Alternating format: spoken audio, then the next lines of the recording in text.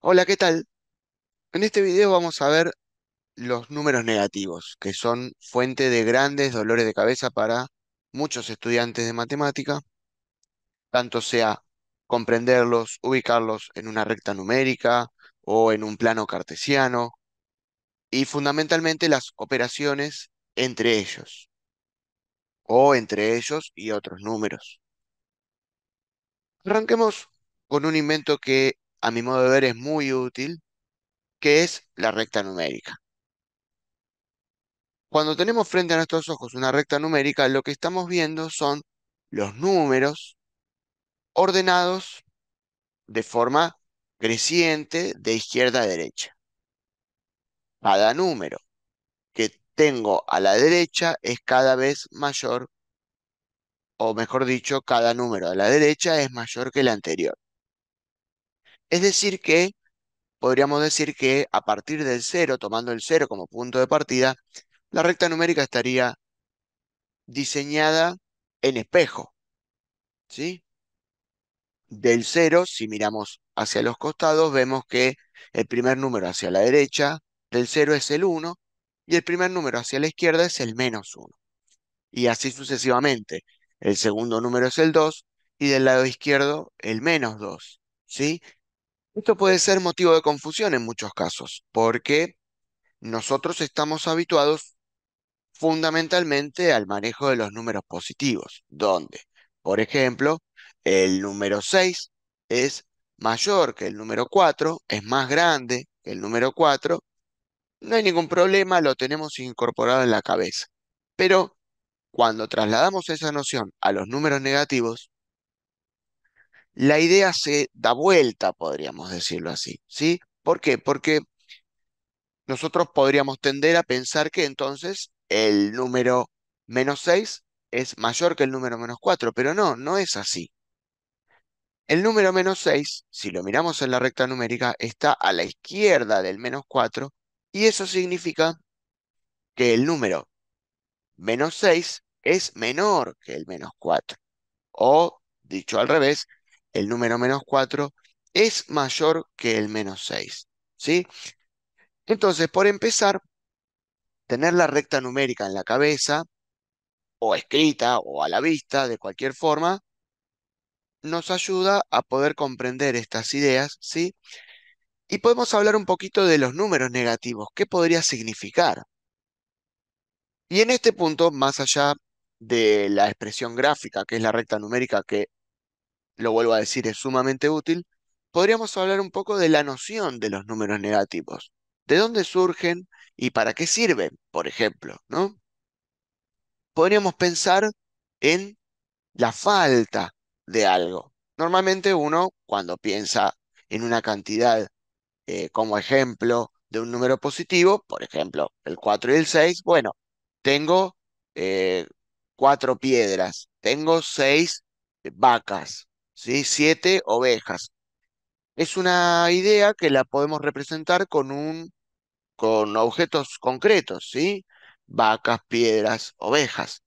Pensar en un número negativo es más difícil porque el número negativo va a expresar siempre una idea abstracta. Yo no puedo contar -4 ovejas o -7 piedras, pero sí puedo pensarlo, por ejemplo, como una falta. Por ejemplo, me voy al almacén, voy a una tienda a gastar por un valor de 3 pesos, pero resulta que tengo dos. Pongamos por caso que es una tienda del barrio, de mi barrio, donde hay confianza con el vendedor y el vendedor me dice, bueno, no te preocupes, eh, llévalo igual y me das la plata que falta, no, no sé, mañana o la semana que viene, ¿sí? Es lo que en Argentina llamamos el fiado, te da fiado, o sea, te reconoce una cantidad que no tiene problema que se la pagues después, ¿sí? Si yo, por ejemplo, tenía 2 pesos, pero gasté por tres, le quedo debiendo uno, porque ese uno es el que me hubiera faltado para hacer el pago correcto, ¿sí? O podríamos pensar, por ejemplo, si imaginemos por un momento esta recta numérica, ponerla en vertical, aunque sea imaginariamente, podríamos pensar en -1, -2, -3 como alturas por debajo del piso. Por ejemplo, en el caso de los elevadores, ascensores, ¿sí? Donde el -1 sería el primer subsuelo, el -2 sería el segundo subsuelo y así sucesivamente, ¿sí? Uno, 2, 3, 4, 5, 6, eso serían los pisos habituales. El cero sería la planta baja, es decir, por donde nosotros podríamos salir caminando hacia la calle, porque estaría al mismo nivel. Y si desciendo por debajo de ese nivel, me voy con el ascensor para abajo, el primer piso por debajo sería primer subsuelo, el segundo piso por debajo sería segundo subsuelo y así sucesivamente. O podríamos pensar, por ejemplo, en montañas y pozos. De este lado yo tendría montañas, por ejemplo, pongamos el piso por acá, ¿sí? De este lado yo tendría montañas, 1 metro por encima del suelo, 2 metros, 3 metros, 4 metros, por ejemplo, ¿sí? Y del lado izquierdo yo tendría pozos por debajo del nivel del suelo, cavo un pozo, por ejemplo, y me voy 1 metro por debajo del nivel del suelo, 2, 3, 4, ¿sí? Esto es común, por ejemplo, en geografía, donde decimos, bueno, la altura de una montaña o algún tipo de depresión o de fosa marina que tienen eh, alturas por debajo del nivel del mar. Cuando hablamos del nivel del mar, eso sería lo que acá estamos viendo numéricamente como cero. Bien, o sea que tenemos varias formas de verlo, el número negativo.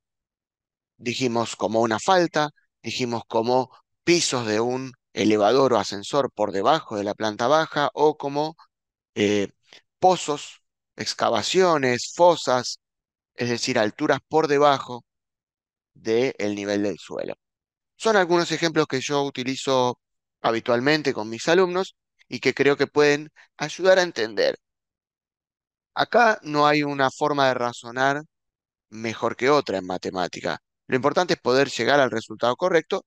Si se puede hacer de forma ágil, eficiente, rápida, mejor. Pero siempre y cuando lleguemos al resultado correcto, cualquier forma de razonamiento es válida. No hay una forma mejor que otra. En mis clases particulares, yo suelo dar cierta libertad o cierto estímulo a que mis alumnos adopten la forma de razonar que mejor les convenga y en la medida de lo posible intento adaptarme yo mismo a esa forma de razonar. Si yo estoy intentando explicarle a un alumno números negativos con deudas de dinero, por ejemplo, eh, y el alumno veo que lo entiende mejor por el lado de los pisos de un edificio, bueno, iremos por ahí. ¿Sí? Así que los invito a que cada uno adopte la forma que mejor le convenga. Bien, a partir de acá podemos hacer algunas sumas y restas con negativos, ¿sí? Para poner a prueba estas nociones. Primer ejemplo, 2 menos 3. ¿Cómo puedo llegar al resultado? Bueno, tengo dos formas. La primera sería o seguramente más de dos, pero se me viene a la cabeza dos. La primera sería pensando en un ejemplo como el que acabo de contar. Voy a la tienda con 2 pesos, cuando quiero pagar son 3 pesos y resulta que, aunque no me alcance, me dejan llevar la mercadería igual y entonces yo les quedo debiendo 1 peso. ¿Sí? 2 sería el dinero con el que yo cuento en ese momento, 3 sería el dinero que se me descuenta, ¿sí? De lo que, del dinero que yo tengo. ¿Por qué? Porque se descuenta, porque lo estoy gastando, ¿sí? Entonces ya lo dejo de tener. Pero en este caso, como no me alcanzaba, ¿sí? El segundo término de la resta, que es lo que formalmente llamamos el sustraendo, es mayor al primer término, es decir, lo que llamamos formalmente el minuendo, entonces la resta tiene un resultado negativo, ¿sí? ¿Cómo podríamos ver esto en la recta numérica? Bueno, en la recta numérica podríamos partir del 2, ¿sí? Y como vamos a restar un número, nos vamos a ir hacia la izquierda. Le resto 1, le resto 2, le resto 3. ¿Dónde terminé? En el menos 1, ¿sí? Vamos con otro ejemplo. 1 menos 5 igual a menos 4. Bueno, en términos de un ejemplo concreto, cambiemos, por ejemplo, al tema del ascensor. ¿Mm? Yo estaba en el primer piso, me subo al ascensor en el primer piso y desciendo 5 pisos en el ascensor. ¿En dónde termino? En el cuarto subsuelo, ¿sí? Y si yo a esto lo quisiera hacer con otra vez la recta numérica, bueno, estoy en el primer piso, me voy 5 hacia la izquierda. 1, 2, 3, 4, 5. Termino en el menos 4. Bien, otro ejemplo más. 0 menos 2 igual a menos 2. Bueno, algo de esto vimos para quien haya visto ya el capítulo de algunas propiedades de la suma y la resta. En este caso, eh, relacionándolo con ese video, habíamos dicho que el 0 es el elemento neutro de la suma o la resta. El 0 en este caso, cuando interviene en una suma o resta, no modifica ningún valor, no cambia nada, no tiene ninguna influencia. Desde ese punto de vista, podríamos hacer de cuenta que el 0 no está, pero ojo, si decimos que no está, tenemos que arrancar con el signo menos del 2. No podemos hacer de cuenta que el signo menos que está acá, adelante del 2 no existe, ¿sí? Por lo cual, si descontamos el 0, o mejor dicho, si hacemos de cuenta que no está, el número que nos queda es menos 2. ¿Ok? Eso desde el punto de vista de mirar el 0 como el número que no tiene influencia, ¿sí? Ahora, si vamos al caso de las sumas y restas, tal como la venimos planteando hasta acá, vamos a decir que si parto desde el 0, tengo que restarle 2, me voy a correr 2 lugares para la izquierda y entonces voy a terminar en el menos 2, ¿sí? O si arranco desde la planta baja, con un ascensor, desciendo 2 pisos, voy a terminar en el segundo subsuelo, ¿sí? Menos 2 menos 3. ¿Cuánto da menos 2 menos 3? Da menos 5. Y veamos por qué. Atención a este ejemplo porque este ejemplo suele ser, no este, sino este tipo de ejemplos donde intervienen dos números negativos a la vez, suele ser fuente de confusión. Todos ellos suelen ser fuente de confusión, pero creo que especialmente estas restas de dos números negativos, ¿sí? O estas sumas y restas donde intervienen negativos. Es difícil a veces delimitar la frontera entre una suma con números negativos, una resta, si lo que estoy haciendo es sumarlos, restarlos, ¿sí?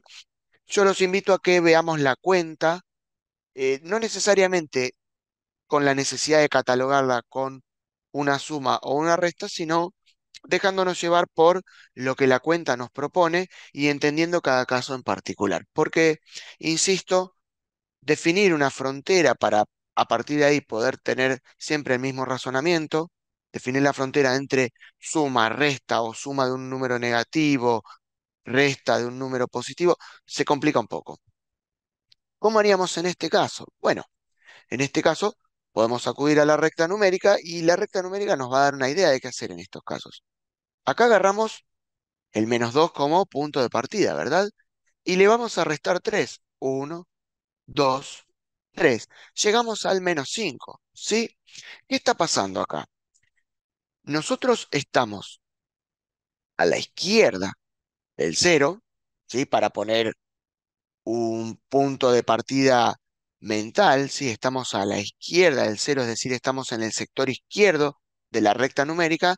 La recta numérica en realidad es infinita, no podemos decir que hay un sector izquierdo y un sector derecho, pero tomando para referencia, tomando el 0 como centro, tenemos un sector izquierdo que nos permite ver rápidamente si nos acomodamos a esta noción.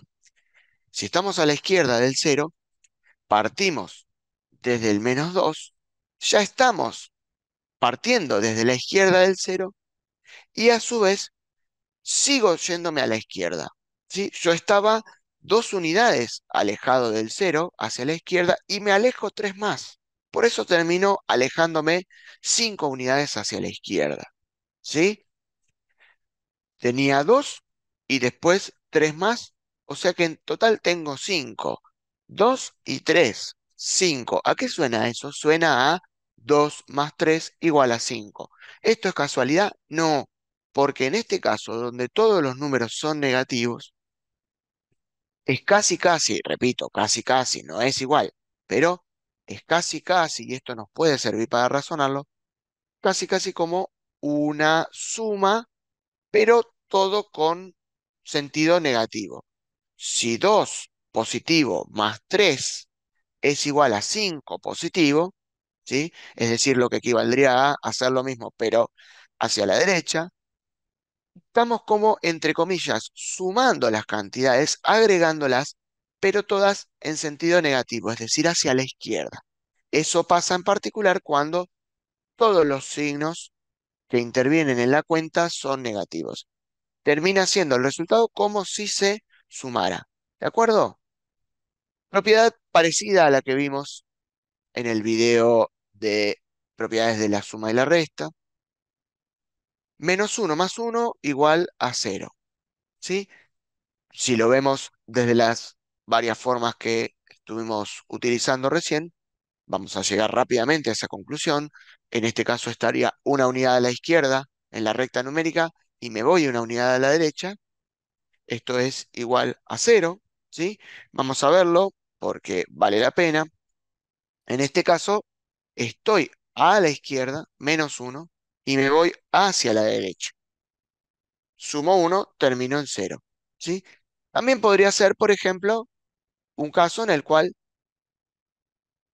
yo fui al almacén, como el ejemplo que teníamos acá a la izquierda, fui al almacén, cuando me fui le quedé debiendo 1 peso, y vuelvo al otro día y le digo, señor almacenero, muchas gracias, acá tiene el peso que le quedé debiendo, ¿sí? Le debía 1, pero ahora le aporté 1 peso. ¿Cómo quedó con el señor almacenero? Quedó en 0, es decir, ya no le debo nada. Ni yo le debo nada a él, ni él me debe nada a mí, ¿sí? Un caso, por ejemplo, de que el almacenero, esto no es habitual, pero se me ocurre, se me viene a la cabeza un caso en el que el almacenero me quedase debiendo, por ejemplo, sería un caso en el cual eh, yo por alguna razón le pagué por anticipado algo, pero el almacenero justo no lo tenía, ¿sí? Le digo, bueno, dame, no sé, 1 kilo de arroz.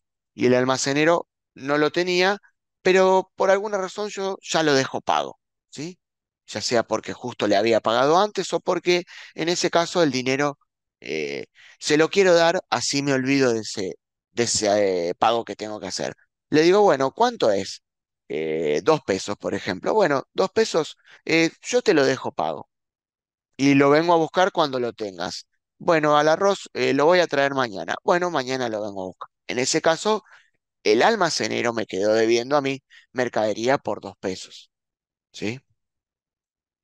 Aplicado a un caso de estos, en ese caso sería dinero que yo tengo a favor con el almacenero, ¿sí? Para mí sería, ese 2 sería un 2 positivo. Pero bueno, no me quiero meter excesivamente en ese terreno.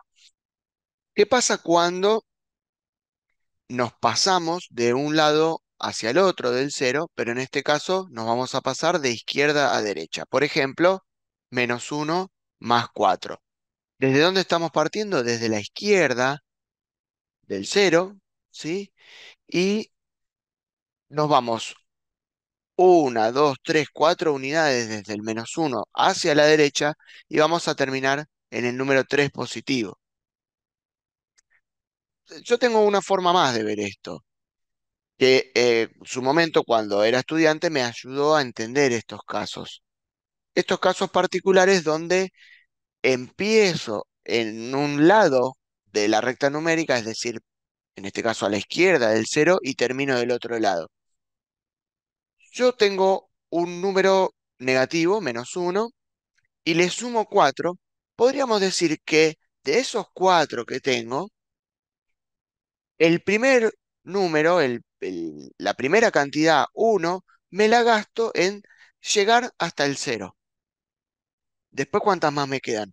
3 más. Y ahí sigo avanzando desde el cero hacia la derecha. ¿Sí? Es decir, estoy descomponiendo ese 4 que estoy sumando, lo estoy descomponiendo imaginariamente en 3 y 1. El primer uno, ¿para qué me sirve? Para volver desde el -1 hasta el cero. Y de ahí me sobran 3 más. Uno, 2, 3. ¿Sí? Esto sería, por ejemplo, el caso de que yo tuviese deudas por 1 peso, voy preocupado caminando por la calle, debo 1 peso y eso me preocupa y justo me encuentro 4 pesos. Bueno, ahora pasé de ser deudor a ser acreedor o de tener deudas a tener yo dinero, ¿sí? El primer peso, por ponerlo así, de los 4 que me encontré en el suelo, el primer peso me sirve para cubrir mis deudas. ¿Sí? Pongamos que yo lo puedo separar y dárselo a la persona que se lo debía. Y a partir de ahí estoy en cero. Y todo lo que sigue es para mi propio capital, digamos. Bien, es una forma de ver estos casos. ¿Qué pasa cuando no alcanza para llegar a pasar por encima del cero? Por ejemplo, en este caso, tengo un 4 negativo, yo me voy a ir hacia la derecha, arranco desde el 4 negativo a la izquierda, ¿sí? Acá. Me voy a ir 3 unidades hacia la derecha, pero no me alcanza, entre comillas, relacionándolo con el ejemplo anterior, no me alcanza para llegar al cero, o, y menos aún, para pasarme para el otro lado del cero, ¿sí? Por ejemplo, si yo venía preocupado caminando por la calle porque tenía una deuda de 4 pesos, y lo que me encuentro en el suelo son 3 pesos. ¿Me alcanza para cubrir toda la deuda? No, no me alcanza. Yo debía 4 y me encuentro 3 pesos, ¿sí? Pero digamos que eso me podría servir para estar menos endeudado, ¿sí? Pongamos por caso entonces que esos 3 pesos, así como los levanto del suelo, me voy a dárselos a la persona a la cual yo le debía esos 4 pesos. Bueno, mirá, esos 3 pesos que te estoy dando, sé que no alcanzan para cubrir la deuda total, pero por lo menos te quedo debiendo menos. Te debía 4, ahora a esa deuda le descontamos 3 y te quedó debiendo 1. ¿Sí? Es una forma de ver este tipo de cuentas. Bien, hasta acá, cada una de las cuentas en las que estuvimos trabajando, tienen todas su propio signo, cada término tiene un signo definido. ¿Qué pasa cuando se empiezan a mezclar esos signos? Por ejemplo, en este caso, ¿qué pasa cuando acá estamos sumando un número que es negativo? Atención a la escritura, ¿sí? En este caso, el -1 va entre paréntesis. Eso es un error de algunos alumnos, no iba a decir que es muy común, pero de repente no tanto, pero suele pasar que cuando me escriben el segundo -1, me lo ponen sin el paréntesis, ¿sí? Acá lo que hay es lo que yo llamo un choque de signos, ¿sí? Me parece que no soy el único que lo denomina así, pero yo lo voy a llamar choque de signos, donde si de no existir el paréntesis, habría un más junto con un menos. Quedaría uno más -1 todo de corrido. Eso en la escritura matemática no se acepta y hay que entonces encerrar al -1 entre paréntesis, ¿sí?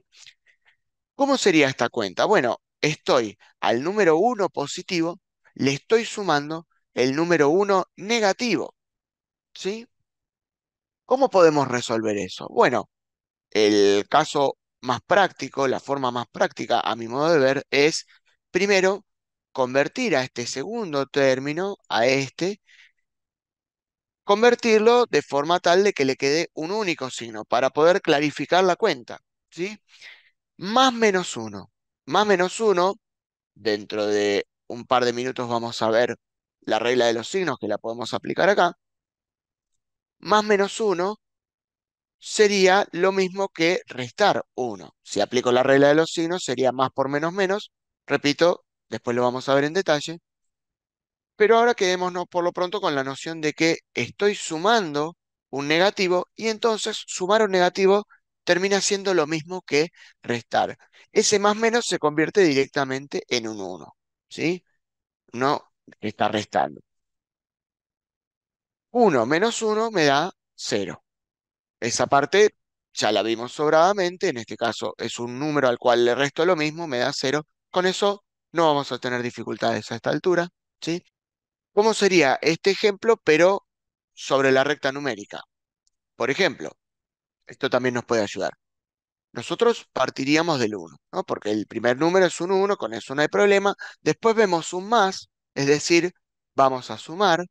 Y lo normal cuando uno va a sumar es pensar en dirigirnos hacia la derecha, ¿sí? Bueno, parto del uno, voy a sumar, me voy a ir hacia la derecha. Pero ojo, acá aparece la dificultad. El número que aparece sumando es un número negativo, ¿sí?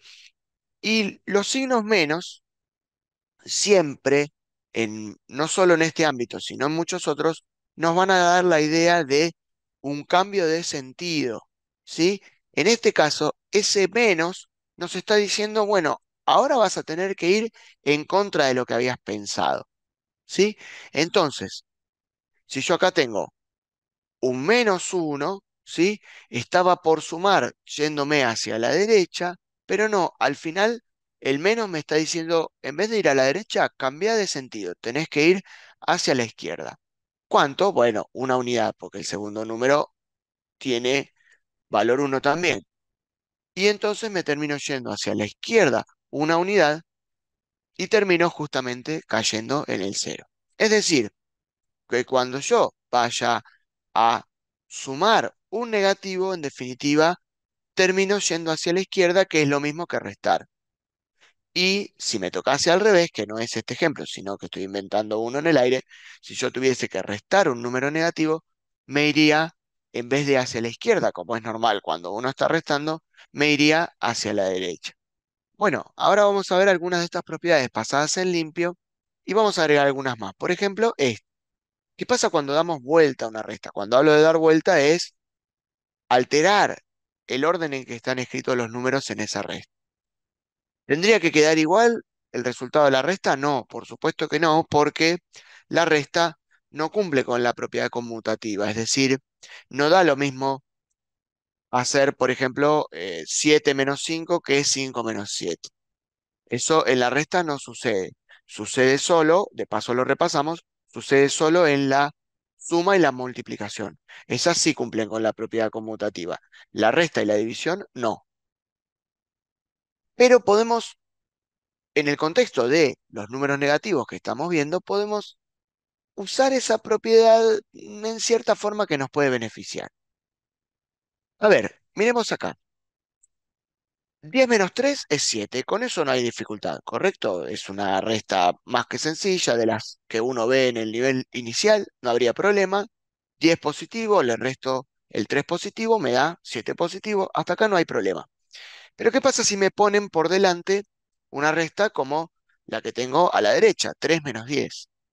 Bueno, en ese caso podríamos acudir a todas las formas de verlo que fuimos desarrollando a lo largo de este video, ¿sí? El ascensor, la deuda, la recta numérica, etcétera, pero hay otra propiedad que podemos aprovechar para hacerlo rápido en este caso, ¿sí? Que es que cuando damos vuelta a la resta, como está escrito ahí, el resultado cambia de signo, es decir, que es lo mismo que si la hubiera hecho al revés, pero con el signo cambiado. Si yo hago 10 menos 3, obtengo 7. Bueno, si yo hago la misma resta, pero al revés, 3 menos 10 me va a dar 7 negativo. Es decir, el mismo resultado que antes, pero cambiado de signo, 7 negativo. Esto puede servir cuando alguno no se ubica al hacer estas restas, sobre todo restas donde sabemos que el resultado va a ser un número negativo, ¿sí? En este caso, donde el segundo término, miremos acá, ¿no? En este caso, cuando el segundo término, que lo llamábamos el sustraendo, es mayor. En este caso, cuando el segundo término de la resta, que lo llamábamos el sustraendo, es mayor que el primer término, que es el minuendo, el resultado va a ser negativo, ¿sí? Porque de alguna forma no me alcanza, con la cantidad que tengo inicial, no me alcanza cuando le resto es demasiado, entonces el resultado va a ser negativo. Cuando pasa eso, que paso de los positivos a los negativos, y eso puede generar al principio confusión, una forma de verlo es esta, yo la uso mucho con mis alumnos, y les digo, bueno, ¿no te sale 3 - 10? Bueno, pensá cuánto sería 10 - 3. Ah, bueno, 10 - 3 es 7, me diría el alumno. Ok, y ahora da la vuelta y cámbiala de signo. ¿Sí? Si la doy vuelta, es la resta que tengo que hacer, 3 - 10, y el resultado sería ese 7 que yo pude visualizar, cambiado de signo, y el resultado es -7. ¿Sí? Veamos otro ejemplo.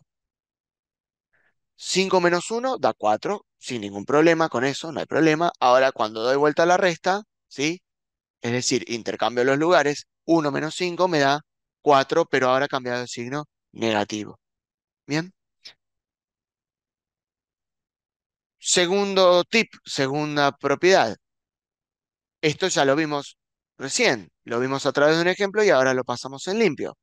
Cuando yo tengo dos negativos juntos, sería como si los estuviera sumando, pero en negativo. Es decir, tengo -3, -4. Todos los términos de esta cuenta tienen signo negativo. Bueno, entonces lo que puedo hacer es imaginariamente sumar para obtener ese resultado auxiliar. 3 más 4, ¿cuánto da? ¿7? Bueno, entonces -3 -4 da 7 negativo. Los motivos los desarrollamos hace unos minutos. Otro ejemplo más. -5 - 9 da -14. Si yo hago la cuenta auxiliar en mi cabeza, sería 5 más 9 igual a 14. Bien. Una más, que lo comentamos hace unos minutos, que cuando sumo un negativo, termina restando. ¿Sí? Si al número uno positivo le sumo el uno negativo, es lo mismo que si yo estuviera restando uno. En este caso estamos utilizando exactamente el mismo ejemplo que antes, donde al uno le sumamos un uno negativo. ¿Sí? Veamos otro ejemplo. En este caso es similar, pero estoy tomando como punto de partida un número negativo. Pero el caso es lo mismo. Al 2 negativo le estoy sumando un 3 negativo. Lo importante acá de la propiedad es que cuando tengo el más menos, se termina convirtiendo en un menos, ¿sí? Más menos acá se termina convirtiendo en menos, y ahí podemos aplicar la propiedad que comentábamos antes de que sería como sumar, pero en negativo. 2 más 3, 5. Entonces, en este caso, -2 -3 da -5, pero acá lo importante es seguir reforzando la idea que está escrita más acá arriba, que es que cuando un número negativo lo sumo, es lo mismo que restar. ¿Y al revés va a pasar lo mismo? Sí, por supuesto, cuando queramos restar un negativo, va a terminar sumando. Veamos un ejemplo. 4 menos -2. Acá también hay que respetar el tema de los paréntesis, ¿sí? Al 4 le quiero restar un 2 positivo. Y termina sucediendo que en vez de restar ese negativo, termina siendo como una suma, ¿sí? Es decir, estoy queriendo restar -2 y termino sumando 2. Y en este caso, 4 más 2 me da 6. Otro ejemplo, lo mismo, partiendo desde un número negativo, pero la propiedad es la misma. Al -2 le quiero restar -3 y le termino sumando 3. -2 más 3 me da 1. Repasemos un poquito cómo serían estos ejemplos. Vamos a agarrar uno de cada uno en la recta numérica. Agarremos para este caso el segundo ejemplo, porque el primero lo vimos antes. Tengo un 2 negativo, parto desde acá, veo un signo positivo, entonces digo, ah, bueno, le vamos a sumar. Me quiero ir hacia la derecha, pero no, cuidado, aparece un signo menos, es decir, no me voy a ir hacia la derecha. Finalmente, el signo menos me indica un cambio de sentido, entonces me voy 3 unidades hacia la izquierda y termina siendo el resultado 5 negativo. ¿Sí? Veamos este ejemplo para el caso opuesto, donde al restar un negativo termina sumando. Estoy parado acá, en el 4 positivo, veo este signo menos y digo, ah, bueno, me tendría que ir hacia la izquierda, pero no. Cuidado, aparece otro signo menos. Ese otro signo menos me está diciendo, tenés que hacer lo contrario a lo que estabas por hacer. ¿Me quería ir hacia la izquierda? Entonces me termino yendo hacia la derecha. 1, 2 unidades, termino en el 6. Y así es como obtengo los distintos resultados en la recta numérica. Vamos ahora con multiplicación y división. Para la multiplicación y la división vamos a usar la famosa, ¿qué digo famosa? Famosísima, regla de los signos, ¿sí? La regla de los signos es así escrita como la tenemos a continuación. Más por menos, menos. Menos por más, menos. Más por más, menos por menos, más. Así se lee lo que está escrito. ¿Sí? Es una forma sintética de leer lo que está escrito. ¿Qué significa esto? Significa, para el primer renglón, que si a un número positivo lo multiplico por un negativo, me va a dar por resultado un negativo. Segundo renglón, si a un número negativo lo multiplico por uno positivo, me termina dando como resultado un número negativo. ¿Sí? Y así con cada uno de los ejemplos. Nosotros cuando solemos en los niveles iniciales aprenderla, la aprendemos recitándola un poco más de corrido, de forma sintética, como le acabo de decir. Más por menos, etcétera, ¿sí? Pero su significado es el que dije recién. Bien, esta regla de los signos, depende de quién la aprenda, la puede aprender en distinto orden, ¿sí? No tienen por qué estar estos 4 renglones escritos en este orden, lo importante es cuánto da cada caso en particular, ¿sí? Y obviamente saberse los 4 casos, pero siempre para la regla de los signos hay un pequeño atajo que nos puede ayudar a recordar cómo es sin tener que memorizarla demasiado. Y es lo siguiente, que en los primeros 2 casos, ¿sí? Vemos que en el primer caso es un más con un menos y en el segundo caso es un menos con un más, es decir, son signos distintos, ¿sí? ¿Qué pasa cuando son signos distintos? El resultado es negativo. Se ve en ambos casos los signos de los números que intervenían en una multiplicación eran distintos, entonces el resultado va a ser negativo. Y observemos un poco abajo. Abajo tenemos más con más, es decir, 2 números que son ambos positivos o 2 números que son ambos negativos y el resultado va a ser positivo. Es decir, que cuando los signos son iguales, el resultado es positivo.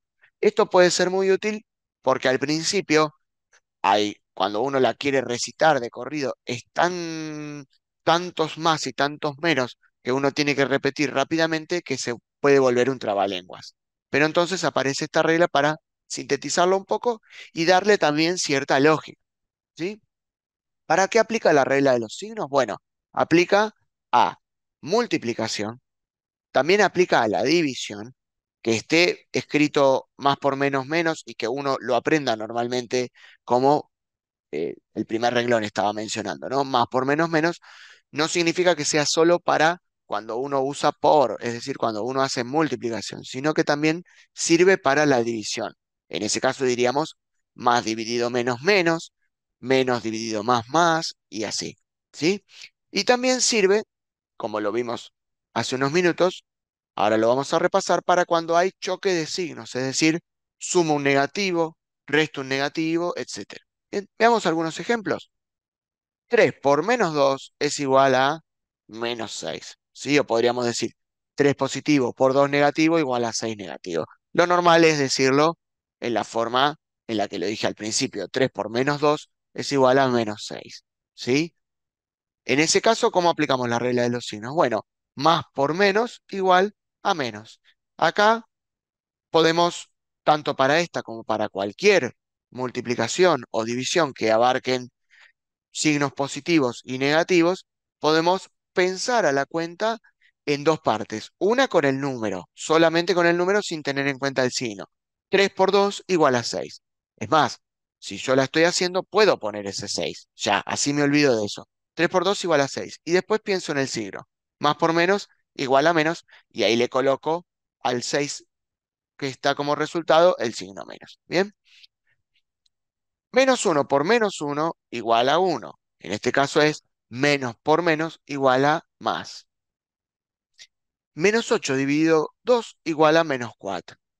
8 dividido 2, sin tener en cuenta el signo, 8 dividido 2 da 4. Ahí ponemos el 4 y después tengo menos dividido más igual a menos. Bien, recordemos que abarca las dos operaciones, multiplicación y división.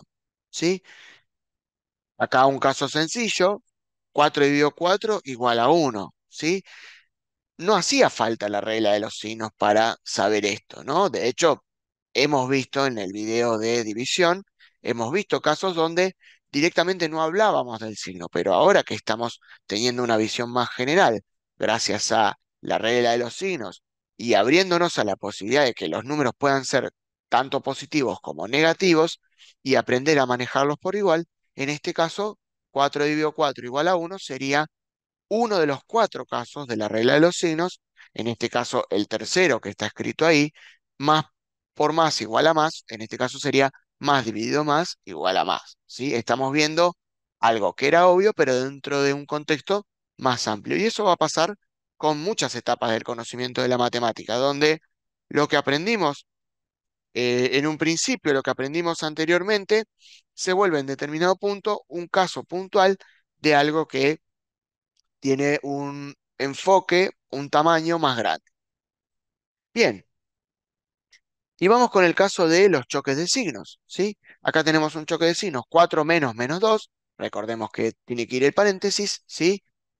Menos por menos es igual a más, ¿sí?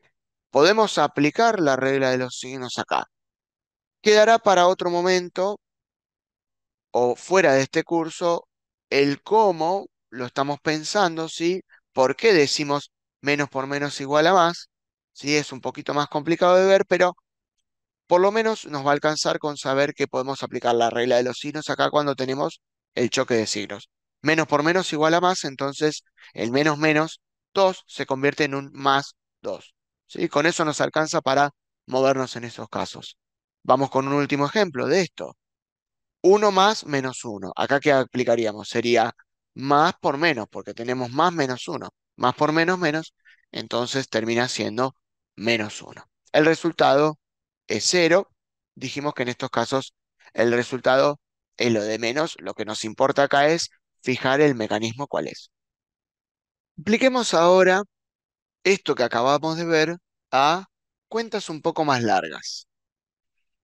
Por ejemplo, 2 por 3 por 4 por 2, ¿sí? En este caso particular no hay dificultad, son todos positivos. 2 por 3, 6. 6 por 4, 24. 24 por 2 da 48. No hay ningún problema. Pero vamos a empezar a jugar con algunos signos. ¿Qué pasa si, por ejemplo, pongo un signo negativo? ¿Sí? En este caso, número va a seguir siendo 48. ¿Y cuál sería el signo? Bueno, hasta los primeros tres, 2 por 3 por 4, esto me da positivo, no hay problema, hasta acá, positivo, pero aparece un signo menos, entonces más por menos menos, me termina dando menos 48. Veamos otro caso. Siguiente ejemplo. En este caso, el número sigue siendo 48, 2 por 3 por 4 por 2. Veamos qué pasa con los signos. Más por menos, menos. Este menos ahora le toca con este más. Menos por más sigue siendo menos, ¿sí? Y finalmente, menos por menos, todo me da más para terminar justamente en 48 positivo, que es el resultado que ya está escrito. Agreguemos un signo menos más. ¿Qué pasa ahora? el número sigue siendo 48, veamos el signo, más por menos, menos, menos por este menos, ahora cambia y se hace más. Dicho sea de paso, obsérvese que siempre que interviene un signo menos en la cuenta, está cambiando el resultado como venía, ¿sí? Podemos en este punto hacer pausa y, e ir para atrás un poco en los videos y vamos a ver que siempre que interviene un signo menos, me está cambiando el resultado de lo anterior. Apliquémoslo a este ejemplo. 2 positivo. Interviene un menos, ahora el resultado es menos, es decir, varió con respecto al positivo que traíamos. Hasta acá era menos, le puse otro menos y el resultado pasó de ser negativo ahora a positivo. Siguiendo esta lógica, le agrego un menos, ¿sí? Y se va a volver a invertir el signo y va a quedar todo negativo, ¿sí?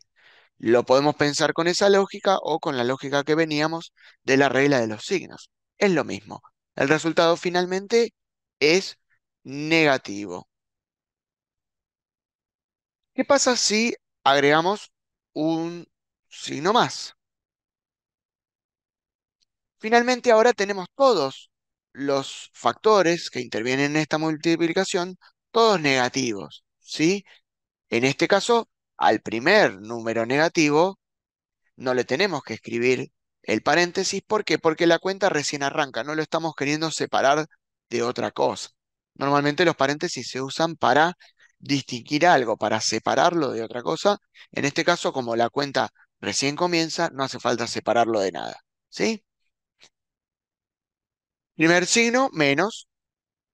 Sigamos con la lógica de la inversión del signo. Como ahora agrego un menos, esto se convierte en más. Agrego otro menos, esto se convierte en menos. Finalmente agrego un último signo menos y la cuenta termina siendo más. Por eso el resultado ahora es 48, pero positivo. Bien, ahora observemos estas cuatro cuentas en su conjunto, ¿sí? Bueno, cuatro no. Observemos la primera también, porque a pesar de ser un caso más sencillo, nos sirve para observar todo, ¿sí?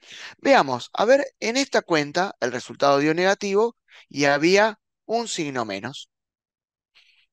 En este caso la cuenta nos dio positivo y había dos signos menos. En este caso la cuenta nos dio negativo y había tres signos menos, ¿sí? Acá había un signo menos.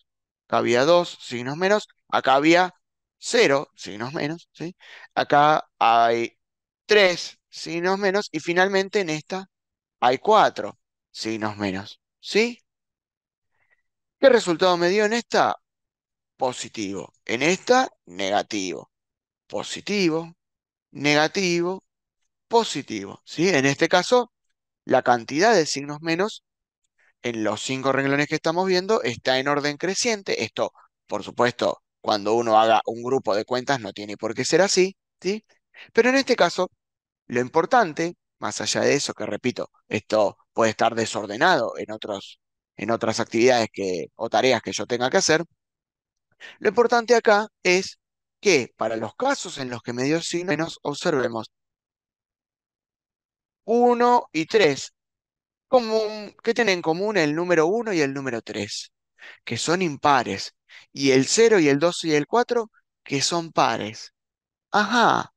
¿Y a qué conclusión vamos a llegar? Después de esto, que cuando tenemos una cantidad par de números negativos o de signos menos, por decirlo de otra forma, el resultado va a ser positivo. Y cuando la cantidad de negativos sea impar, el resultado es negativo. ¿Cuál es la lógica? Bueno, la lógica está relacionada con lo que hablábamos antes de los cambios de signo. Si nosotros tenemos que los signos más no me cambian el signo de la cuenta, ¿sí? Cada vez que en estas cuentas intervino un nuevo signo y era positivo, el signo se conservaba con respecto al anterior, seguía siendo el mismo, ¿sí? Y cuando en cambio interviene un negativo, el signo que arrastrábamos se cambia, ¿sí? Si era positivo pasa a ser negativo o si era negativo pasa a ser positivo, teniendo en cuenta esa lógica, ¿sí? Vemos que todos los positivos que haya los podemos agrupar juntos y va a ser todo positivo, porque entre ellos no hay ningún tipo de conflicto, ¿sí? Son todos positivos, todos iguales, ninguno de ellos cambia el signo, entonces siempre que agrupe todos los positivos de una cuenta, ¿sí? Va a ser el resultado entre ellos positivo. Recordemos que la multiplicación, además de ser conmutativa, es asociativa, ¿sí? Es decir, yo podría agruparlos en distinto orden, ¿sí? Esta cuenta, por ejemplo, la del medio, esta, que es 2 por menos 3 por 4 por menos 2, yo la podría reescribir en distinto orden o pensarla en distinto orden, por ejemplo, 2 por 4, ¿sí? Siguiendo con la lógica de lo anterior, 2 por 4 sería positivo, ¿sí? Y eso, por un lado, me haría que el signo sea positivo.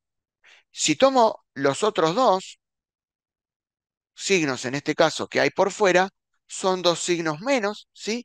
Y menos por menos me da más. Es decir, entre cada pareja de signos menos, esos menos se anulan y el signo es positivo. O sea que en este caso me quedó 2 por 4, todo me daba positivo, y le agrego una pareja de signos menos que me da positivo, entonces todo el resultado de esta cuenta va a ser positivo. Para el caso de abajo, por ejemplo, hasta acá tengo positivo, puedo agrupar estos dos negativos, ¿sí? Y esta parejita de negativos se anula el signo entre sí, me termina quedando positivo, ¿sí? Y solo me queda un número negativo por fuera de esta serie de valores positivos, y como el signo menos cambia todo con respecto al anterior, como todo lo demás era positivo, le agrego el menos, entonces ahora el resultado va a ser negativo, ¿sí? Y en el último caso, ¿qué tenemos? En el último caso tenemos todas parejas de signos menos, ¿sí? Que los puedo agrupar de a pares por ser parejas, ¿no? Estas dos, estos dos signos negativos juntos me dan positivo y estos dos signos negativos juntos me dan positivo, entonces son todos parejitas que se terminan convirtiendo en positivas, por ende el resultado es positivo. Es decir,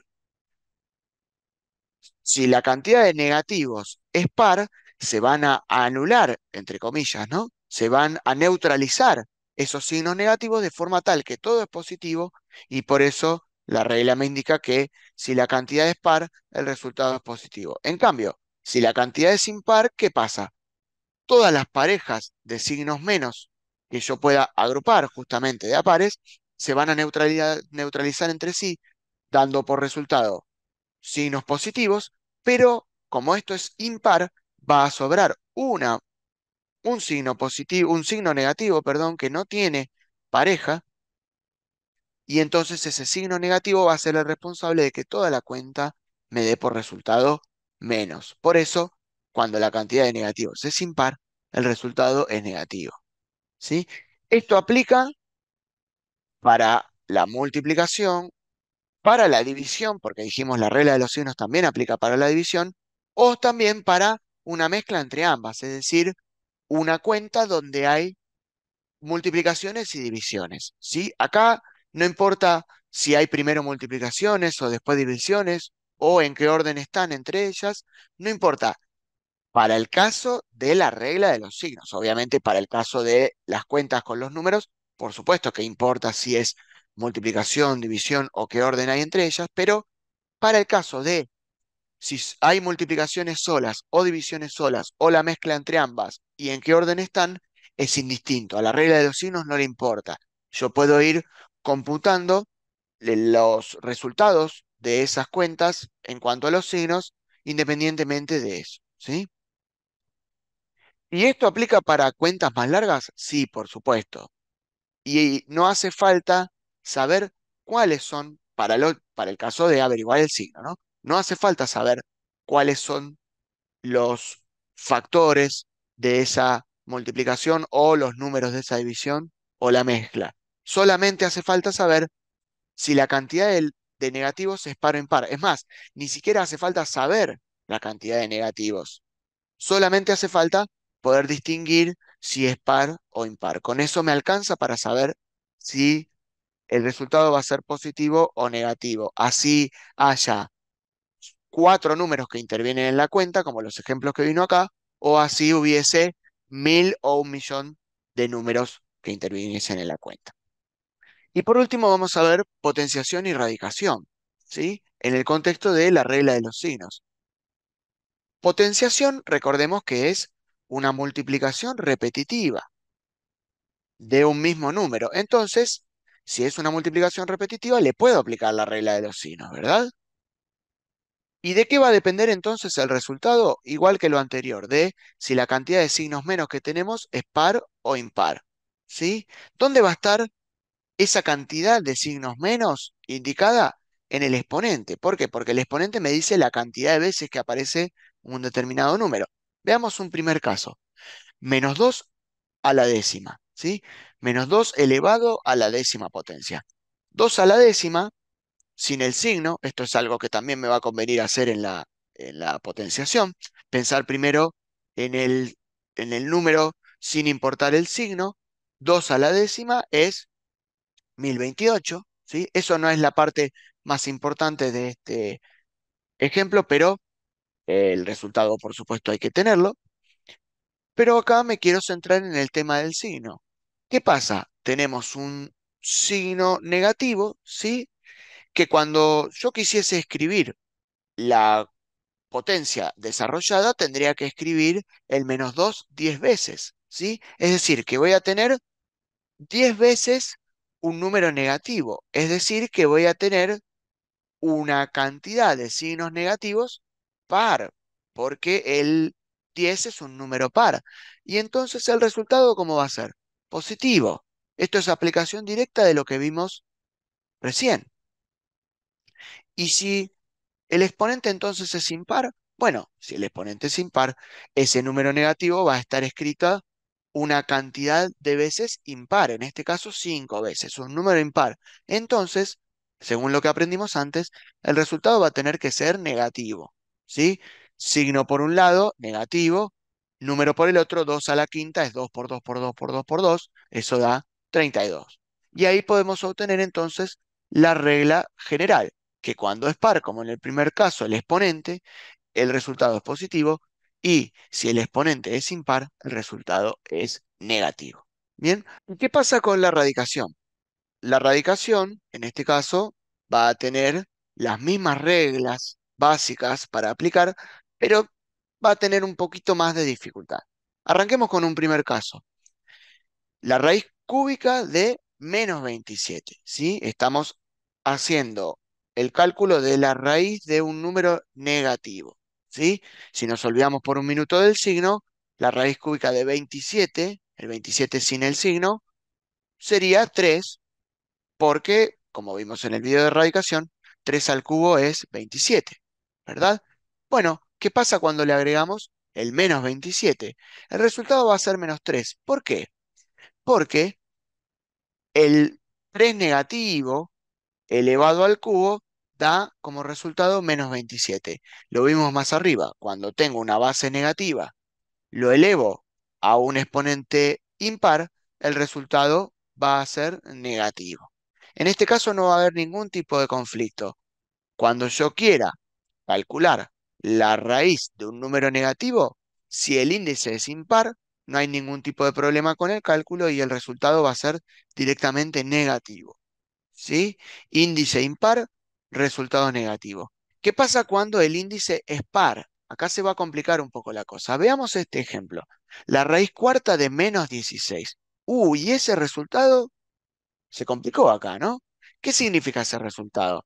El lenguaje simbólico, esa especie de E curvada con una tachadura, significa no pertenece, y esa R, como con doble rayado, significa los números reales. Vamos a decir que el resultado de esa cuenta, de la raíz cuarta de -16, no pertenece a los números reales. ¿Qué son los números reales? lo vamos a ver en un video más adelante. Puede que quien esté viendo el video ya lo conozca, o puede ser que todavía no. Dependiendo del nivel de la persona que lo esté viendo, esta última parte la toma o la deja. Puede ser que si lo aprendió ya se esté topando con este tipo de casos, y si no, simplemente aún no lo verá. Haga de cuenta que esta parte no la tiene que tomar demasiado en serio.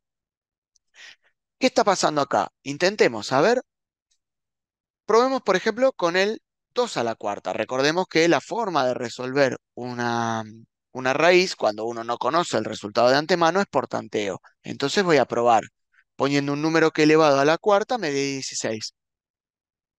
Una forma más o menos intuitiva de hacerlo sería empezar a probar con el 2, que yo sé que 2 a la cuarta da 16. Pero bueno, acá estamos buscando un número que elevado a la cuarta dé menos 16.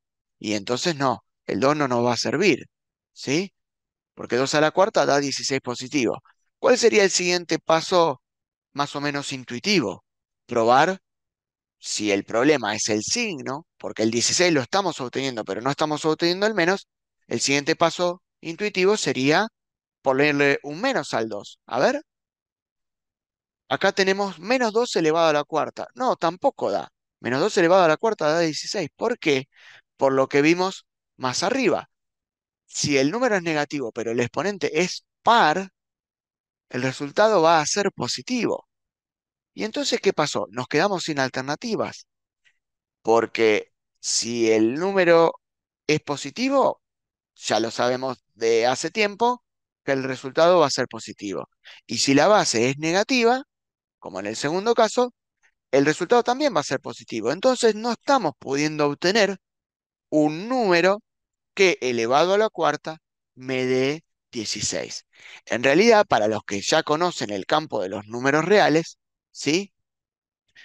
Lo que no estamos pudiendo obtener es un número real que elevado a la cuarta me dé 16. Por eso, cuando ponemos el resultado, no ponemos que no existe, porque en realidad el resultado de esta cuenta sí existe, solamente que no pertenece al campo que nosotros estudiamos hasta ahora, que son el campo de los números reales, ¿sí? Entonces lo que vamos a decir es que cuando el índice de esa raíz es par, siempre hablando del caso de un radicando, es decir, el número que está dentro de la raíz, radicando negativo, si el índice es par, el resultado no es un número real. Repito una vez más, quien todavía no haya visto de qué se tratan los números reales, por ahora déjelo como algo pendiente para más adelante. En un video posterior lo vamos a explicar. Bueno, esto es todo para este video. Nos vemos en el próximo.